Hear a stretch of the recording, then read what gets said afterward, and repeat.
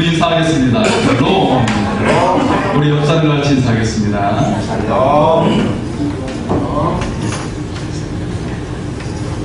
예, 오늘 너무나도 감사하고 아주 행복합니다. 네, 우리 남신도 회장님이신 우리 김한민 시장님께서 드디어 성가대 가운을 입으시고 성가대에 주셨습니다. 우리 큰 박수 한번 보내주십시오. 그렇지 미남이신데 가운까지 입으십니다.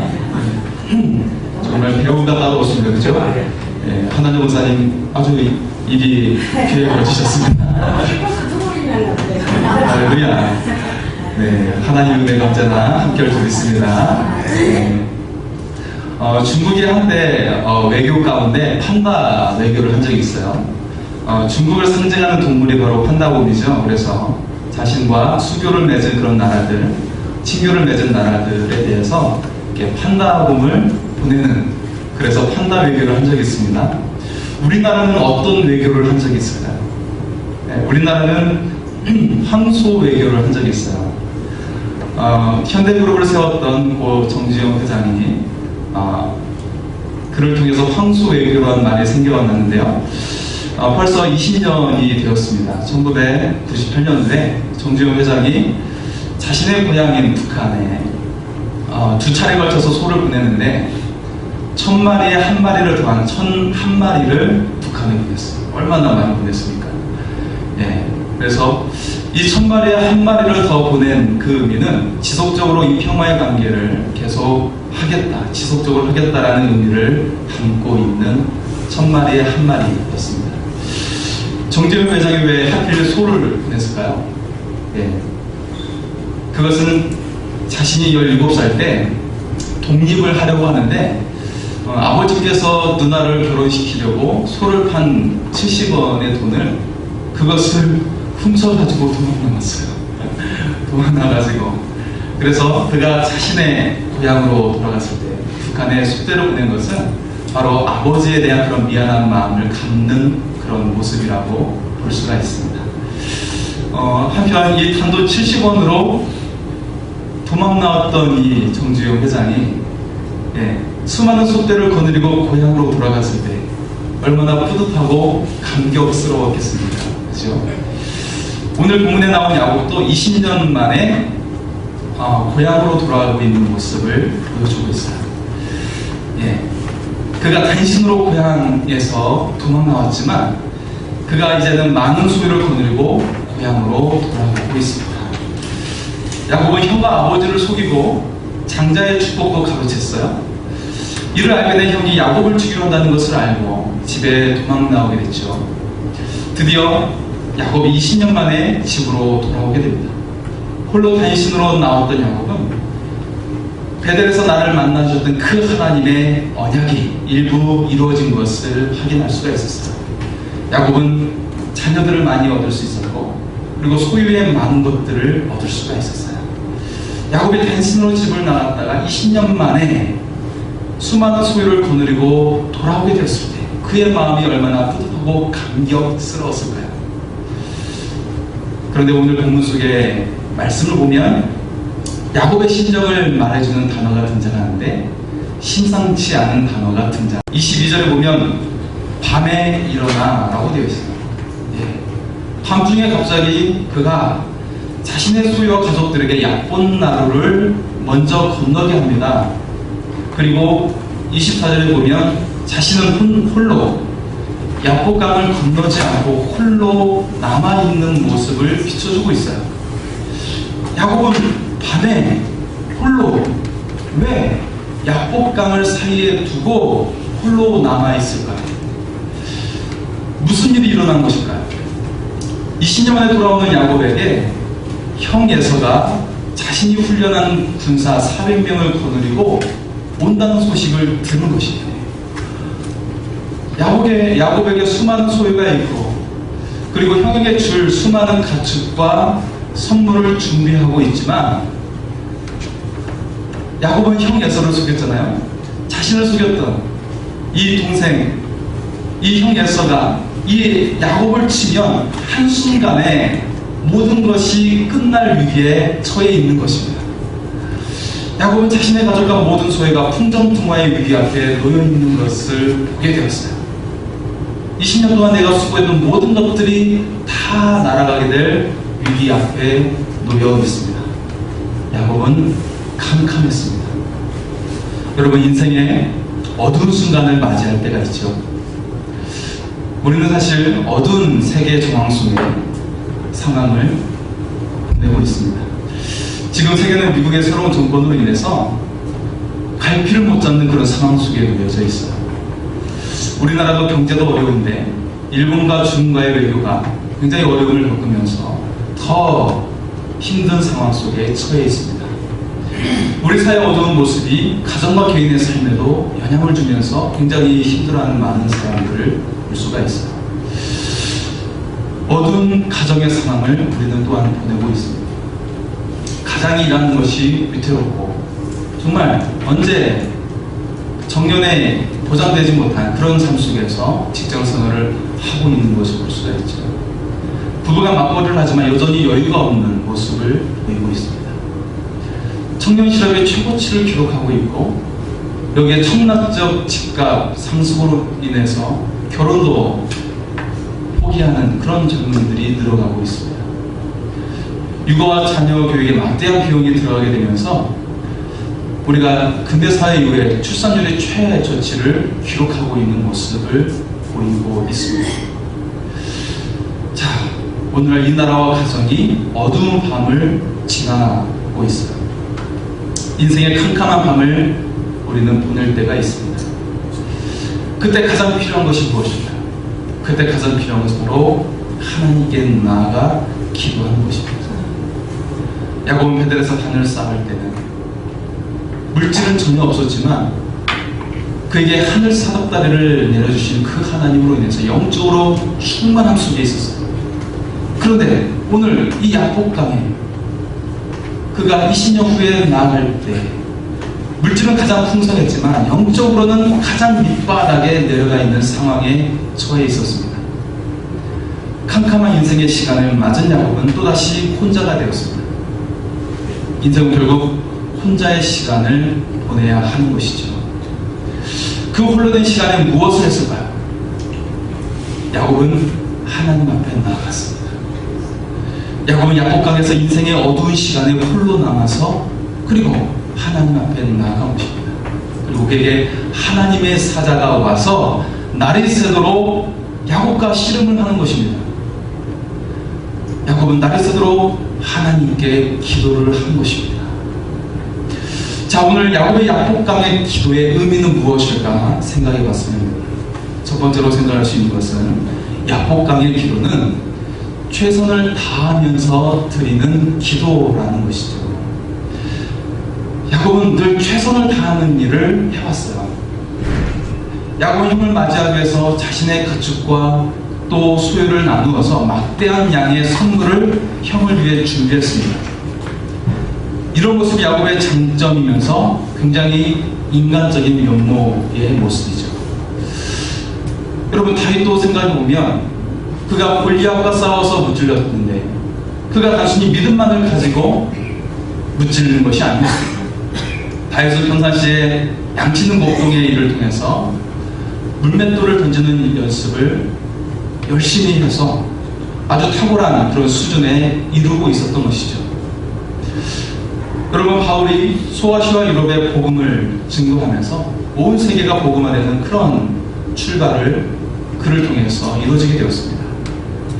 야곱이 그렇게 쓰임받을 수 있었던 이유가 무엇이었습니까? 그 당시에 세계 공용어였던 헬라어와 헬라 문화에 능통했기 때문에 하나님께서는 바울을 사용하셨고 그를 통해서 놀라운 일을 이루어 주셨다라는 것입니다. 여러분, 느헤미야라는 사람이 있어요. 페르시아의 왕의 보좌 앞으로 있었던 사람이었습니다. 근데 그 당시에 예루살렘 성벽이 완전히 무너져 있어서 성벽 재건에 대해서 갈급한 마음이 생깁니다. 그는 왕의 보좌관으로서 아주 편안하고 그리고 모든 권력을 가지고 있는 그런 자리에 위치하고 있었습니다.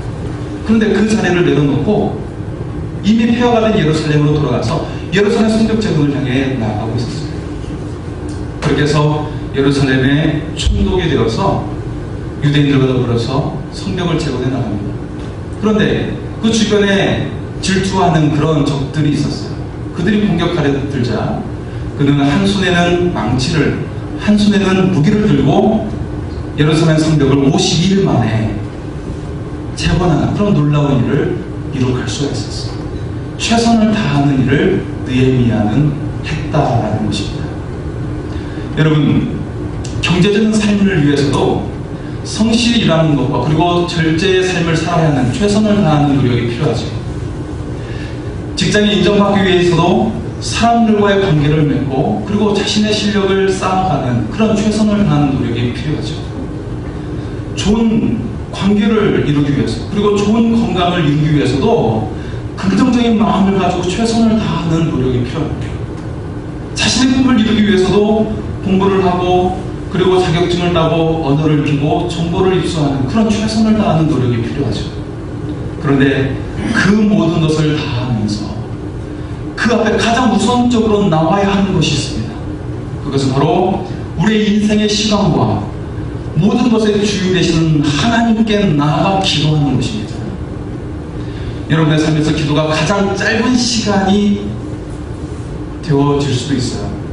내 삶의 시간 가운데 24시간 동안에 가장 짧은 시간을 기도하는 시간에 투자할 수도 있습니다. 하지만 기도의 영향력은 그 어떤 것보다도 크다는 것을 기억하시기 바랍니다. 야곱 강의 기도는 최선을 다하면서 기도하는 그런 시간이었습니다. 두 번째로 야곱 강의 기도는 반복된 절망 가운데 드리는 기도였습니다. 우리는 야곱이 얼마나 고생하면서 살았는지 알고 있어요. 장자의 축복을 가로챈 것으로 인해서 형의 위협으로부터 그는 도망을 갔습니다. 광야에서 자다가 하늘 사닥다리를 경험하고 하나님께 돌단을 쌓았습니다. 삼손 라반의 집에서는 쉬는 날 없이 끊임없이 일하면서 무려 20년 동안 쉼없는 일을 계속했어요. 이제 겨우 고향으로 돌아오게 된 야곱은 그를 가로막은 형 에서와 그의 군대 400명을 맞이해야 하는 그런 암담한 상황을 맞이하고 있습니다. 야곱의 인생에 절망의 상황이 반복되고 있어요. 야곱은 노년에 애굽 바로 앞에 서게 됐는데 바로 앞에서 그는 이렇게 고백을 하고 있습니다. 저는 험악한 세월을 보내었나이다 라고 말하고 있어요. 이처럼 반복된 절망 가운데 드리는 기도가 바로 야복강의 기도였던 것입니다. 세 번째로 야복강의 기도는 인생의 벼랑 끝에서 드리는 기도입니다. 야곱이 야복강에서 홀로 남았을 때 하나님의 사자가 나와서 씨름하는 것이에요. 그 씨름은 날이 새도록 계속되었어요. 야곱이 그 씨름에서 안간힘을 쓰면서 이기려 하니까 하나님의 사자가 야곱의 허벅지뼈를 탁 치면서 위골되게 만들어버립니다. 여러분, 이 기도를 통해서 이 날이 새는 이 기도를 통해서 야곱의 허벅지 관절이 위골되어서 평생 다리를 저는 그런 장애를 겪게 됩니다. 인생의 벼랑 끝에서 얼마나 간절히 기도했는지 날이 새도록 기도하다가 그는 다리가 절게 되는 그런 상황까지 맞이하게 되었어요. 야곱은 하나님을 끝까지 붙잡고 축복을 구합니다. 그냥 가지 마소서, 내게 축복하소서.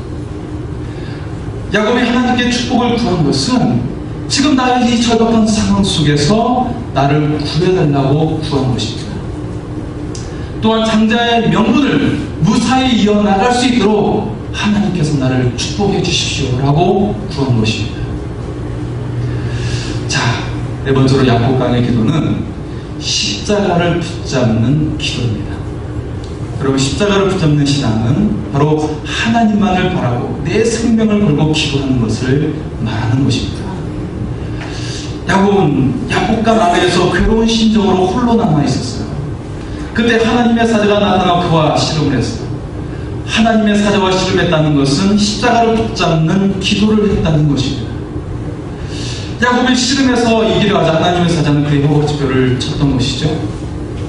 하나님과의 씨름에서 이긴 것은 하나님께서 야곱의 기도에 응답해 주시고 야곱을 축복하신 것으로 생각할 수도 있습니다. 하나님의 사자는 야곱을 축복한 후에 야곱의 이름을 이스라엘이라는 이름으로 바꾸어 새로운 이름을 주십니다. 28절 말씀에 보면 내 이름을 다시는 야곱이라 부를 것이 아니요 이스라엘이라 부를 것이니 이는 내가 하나님과 및 사람들과 겨루어 이겼음이니라 라고 말씀합니다. 하나님께서 야곱의 이름을 이스라엘로 바꾸어 주십니다. 왜 이름을 바꾸어 주셨겠습니까? 하나님과 겨루어 이겼기 때문입니까? 하나님께서 야곱의 기도를 응답해 주시고 축복을 해 주셨기 때문입니까? 야곱의 이름을 이스라엘로 바꾸어 주신 것의 진정한 의미는 이제 야곱이 비로소 자신을 내려놓고 하나님이 내 삶의 주인 되심을 고백하게 된 것을 의미하는 것입니다. 야곱이 이제는 하나님의 종이 되었음을 결단한 것을 말하는 것입니다. 야곱이 세상 방식의 삶을 이제는 내려놓고 하나님의 언약의 백성으로 살겠다라고 결단한 것을 말하는 것입니다. 그래서 이 이스라엘이라는 이 이름이 바로 하나님을 숨기는 백성이라는 이름이 된 것입니다. 야곱강의 기도는 십자가를 붙잡는 기도였던 것입니다. 시편 42편 1절에 하나님이여 사슴이 시냇물을 찾기에 갈급한 같이 내 영혼이 주를 찾기에 갈급하나이다 라고 말씀하고 있습니다. 하나님, 나 이 갈급한 심령 가운데 내게 생수를 내려주옵소서. 하나님의 은혜의 생수를 내려주옵소서. 로마서 3장 23절과 24절은 우리에게 말씀하고 있습니다.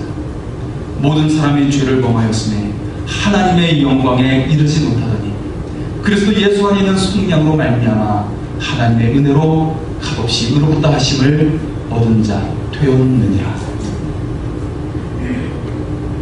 야곱은 형과 그리고 아버지 앞에서 범죄한 자였습니다. 아버지와 형을 속임으로 인해서 죄책감 가운데 늘 시달렸던 사람이었습니다. 그런데 이 야복강에서 나를 만나주신 그 하나님의 은혜로 그는 죄사함을 받게 되었습니다. 이제 야곱은 이스라엘이 되었습니다. 바로 하나님을 나의 구주로 고백하는 백성들의 이름이 되는 이스라엘이라는 이름이 야곱에게 주어지게 된 것입니다. 야곱은 야복강에서의 기도 이후에 형과 그 군대를 대하는 두려움이 사라지게 되었어요. 그리고 야곱은 처음 계획했던 것과는 다르게 자신이 맨 앞으로 나아가서 형을 맞이하게 됩니다. 그 전에는 모든 소유를 나누어 가지고 그 소유를 먼저 받으면 형의 마음이 이제는 수그러들겠지 라고 생각을 했었는데 이제는 그렇지 않고 그가 먼저 앞으로 나가서 형을 맞이했어요. 그냥 맞이한 것이 아니라 이렇게 형에게 고백을 합니다. 내가 형을 배운 즉 하나님의 얼굴을 배우는 것과 같습니다. 야곱이 형을 반갑게 맞을 수 있었던 비결은 무엇이었습니다. 야복강의 기도 후에 야곱은 하나님과 씨름하고 그는 이렇게 고백하고 있어요. 내가 하나님의 얼굴을 보았으나 죽지 아니하였구나. 그리고 이곳의 이름을 하나님의 얼굴이라는 뜻의 분이엘이라고 이름을 짓게 됩니다. 십자가를 붙잡는 기도는 하나님의 얼굴을 보는 기도입니다. 하나님을 대면한 사람은 나를 짓눌렀던 문제와 인간관계에서 능히 다시 일어날 수가 있습니다. 하나님을 대면한 사람은 더 이상 두려움이 사라지고 그리고 자신 앞에 있는 문제를 정확하게 보고 믿음의 담대함을 가지게 됩니다. 십자가를 붙잡는 기도로 하나님을 대면했던 야곱은 형의 얼굴을 하나님의 얼굴로 여기면서 반길 수 있게 된 것이죠. 여러분, 야곱 끊는 기도를 통해서 하나님의 은혜가 우리 가운데 주어지기를 소원합니다. 하나님의 은혜를 받은 사람은 모든 사람을 만났을 때 하나님의 얼굴을 보듯 반갑게 만나게 될 줄 믿습니다. 우리 옆 사람을 바라보면서 당신을 보니 하나님의 얼굴을 보는 것 같습니다. 한번 고백해요. 당신을 보니 하나님의 얼굴을 보는 것 같습니다. 여러분, 모든 사람을 향해서 하나님의 은혜로 말미암아 하나님의 얼굴을 보듯 볼 수 있기를 소원합니다. 여러분 앞에 있는 모든 문제도 하나님의 은혜로 말미암아 하나님의 얼굴을 보듯이 모든 문제가 보여질 수 있기를 소원합니다. 아멘. 자, 이 일 후에 어떤 일이 일어납니까? 자, 야곱과 형 에서의 소유가 많아졌어요. 그런데 형 에서는 이때 야곱의 장자의 명분을 스스로 인정하고 있어요. 그러면서 너의 소유가 많아졌으니 내가 떠나가겠다. 그러면서 에서는 세일산으로 자신의 모든 소유를 옮기게 됩니다. 형 에서는 스스로 동생의 장자의 명분을 인정한 것입니다. 이것이 바로 하나님의 은혜의 역사인 것이죠. 이런 하나님의 역사가 임하기를 소원합니다. 가나안을 정탐한 사람들 가운데 여호수아와 갈렙은 여리고성의 사람을 보고 그들은 우리의 밥이라고 고백을 할 수가 있었어요. 그들에게는 십자가를 붙잡는 믿음이 있었기 때문에 앞에 놓인 거대한 문제를 나의 밥이라고 고백할 수가 있었다는 것입니다. 다윗은 골리앗 앞에서 어떻게 고백합니까? 그는 너무 커서 어려운 상대였던 것이 아니라 그는 너무 크기 때문에 내가 맞힐 수 있는 쉬운 상대라고 고백할 수가 있었어요. 그것은 다윗이 십자가를 붙잡는, 오직 하나님만을 붙잡는 믿음이 있었기 때문에 불가능한 것을 가능케 하는 믿음이 그 속에 있었다는 것입니다. 십자가를 붙잡는 기도는 나를 비우고 하나님을 향한 절대 신앙으로 채우는 것입니다. 상황이 바뀌었습니까? 아니요, 상황은 똑같습니다. 누가 바뀌었습니까? 내가 바뀌었습니다. 내가 바뀌어 하나님을 절대 신뢰한 것입니다. 믿음의 사람이 된 것입니다. 그리고 하나님의 축복을 담을 그릇으로 커진 것입니다. 야곱의 상황은 변하지 않았습니다. 그러나 야복강에서 십자가를 붙잡는 기도를 통해서 하나님을 대면하여 만나게 되어 하나님의 은혜를 경험하게 된 것입니다. 그 어떤 것도 두려워하지 않고 믿음의 담대함으로 능히 나아갈 수 있는 것입니다. 여러분 앞에 인생에 여러 가지 문제가 있을 수 있습니다. 야복강의 기도, 그 십자가를 붙잡는 기도를 통해 하나님을 만나면 모든 것을 가능케 하는 믿음이 생기고 하나님께서 우리를 도와주십니다. 그래서 내게 능력 주신 자 안에서 내가 모든 것을 할 수 있다고 하는 그런 믿음을 가지게 될 줄 믿습니다. 야곱의 야복강의 기도는 십자가를 붙잡는 기도였어요. 여러분의 삶 가운데 십자가를 붙잡는 그런 기도가 있습니까? 히스기야는 자신의 죽음이 선고되었을 때 벽을 향해 금식하며 죄를 무릅쓰고 뒤집어쓰고 그는 기도했습니다.